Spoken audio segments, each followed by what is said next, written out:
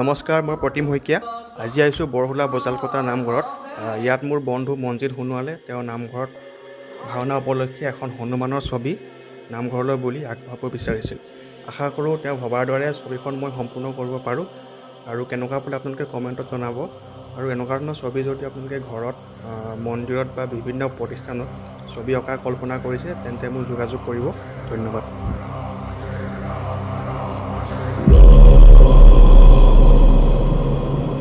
रघुनंदन रघुनंदन रघुवर seven Raghupati Shayan शतयोजन शतयोजन शरधि नियोजन sir परिलंघन